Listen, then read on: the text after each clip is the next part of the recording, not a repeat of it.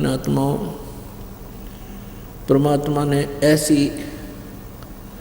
ऐसी गहरी और गूढ़ रहस्य की वाणियाँ हमें सुनाई हैं, बोली हैं, लेकिन इन काल के दूतों ने परमात्मा तक हमें नहीं पहुँचने दिया। नकली संतों, ऋषियों, महर्षियों ने।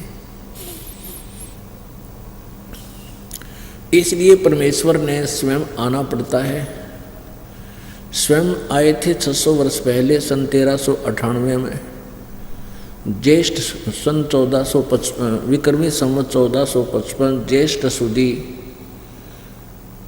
पूर्णमासी को, यानी जेठ उतरते की पूर्णमासी को सुबह सुबह परमात्मा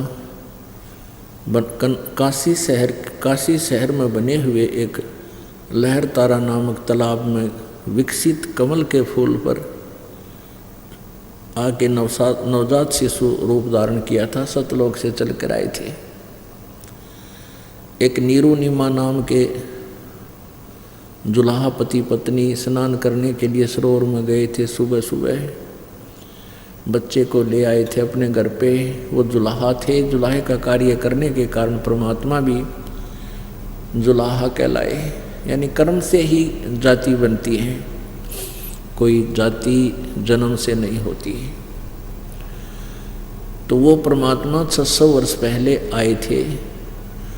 और परमात्मा परमेश्वर जो लीला किया करते हैं वो तो परमात्मा वैसी ही लीला किया करते हैं। जैसे सूर्य उदय होता है तो अंधेरे का नाश किया ही करता है, ऐसे ही परमात्मा, ये लक्षण है, ये उसका सूर्य के बारे में, ये सूर्य के गुण हैं।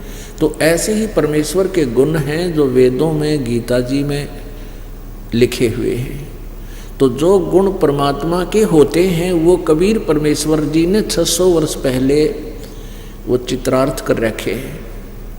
और आज हम अपने भगवान को पहचान लेंगे, क्योंकि हम वेदों को श्रेष्ठ मानते हैं। वास्तव में वेद श्रेष्ठ हैं ही, सत्य हैं। और वेदों में जो लिखा है वो हमें मानना अवश्य चाहिए। पुराणों में जो लिखा है, पुराणों को भी हम, विशेषकर हिंदू समाज के, तो पुराणों को हम शिरोधार्य ही मानते हैं। तो जो पुराणों में आज वर्णन है वो हमें आज भी मानना चाहिए। पहले हम नहीं समझ सके, हमारे को गलत गाइड कर दिया नकली संतों, ऋषियों ने, गुरुओं ने, ब्राह्मणों ने, तो हम अभी तक भ्रमित थे।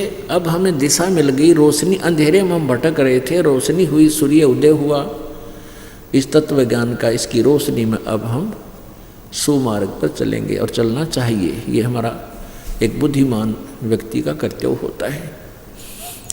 तो परमात्मा ने 600 वर्ष पहले जब आए थे वो लीला की थी, जिसका समर्थन आज वेद कर रहे हैं, जिसका समर्थन गीता जी कर रही है, जिसका समर्थन जो ज्ञान परमात्मा ने दिया था उसका समर्थन आज पुराण कर रही है, कुरान कर रही है, बाइबल कर रहा है।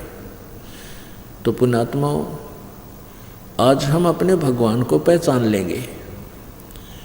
पहले हमारे को किसी ने कुछ भगवान बता दिया, एक मिट्टी का रख दिया कोई खिलौना सा, ये तेरा भगवान, हमने वो ही मान लिया, क्योंकि हमें परमात्मा की चाह थी, आज भी है।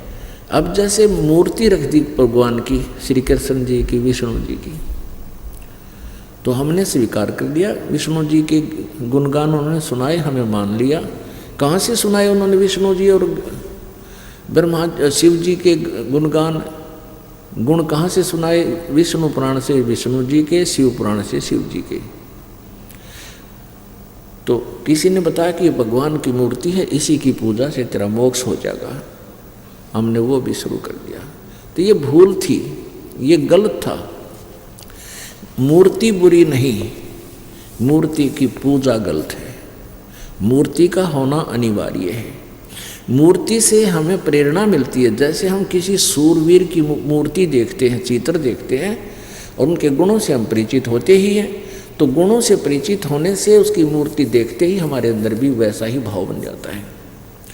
जैसे हम सेब की मूर्ति देखते हैं, आम का चित्र देखते हैं, आम की मूर्ति देखते हैं, तो हमारे अंदर उसके गुणों का ज्ञान होते ही उसको पाने की भी इच्छा बढ़ जाती है। तो ऐसे ही जो मूर्ति भगवान की, विष्णु जी की, शिव जी की, कृष्ण जी की, राम जी की, हमारे को हम जिसकी पूजा करते थे वो पूजा नहीं करनी थी, उसकी पूजा से हमें कोई लाभ नहीं होना था मूर्ति की। हमने उस मूर्ति वाले भगवान को पाना है। उस मूर्ति वाले भगवान को पाने से हमें उसके गुणों का, उन गुणों का गुण प्राप्त होंगे, उससे लाभ प्राप्त होगा। जैसे आम की मूर्ति है, सेब की मूर्ति है, हमने उस मूर्ति की पूजा से कोई लाभ नहीं होगा। वो तो इतना ज्ञान करा देगी कि ये सेब है, ये आम है, ये मीठा होता है, इसके ये गुण हैं। अब मूर्ति वाले सेब को ढूंढना पड़ेगा, ओरिजिनल को, तब हमारा पेट भरेगा। तो कबीर परमात्मा जी मूर्ति के विरोधी नहीं थे, मूर्ति पूजा के विरोधी थे।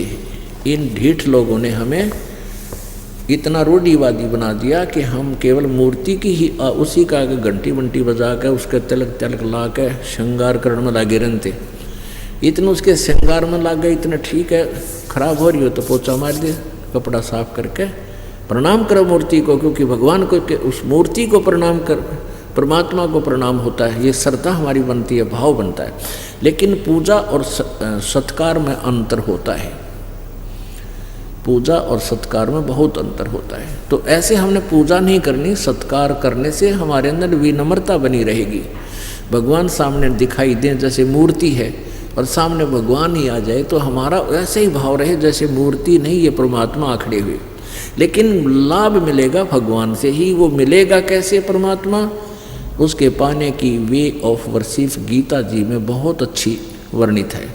जैसे गीता जी अध्याय नंबर 8 के श्लोक नंबर 13 में कहा, गीता ज्ञानदाता ब्रह्म कहता है मेरी पूजा करनी है, मेरा केवल एक ओम मंत्र है, बस, नथिंग एल्स।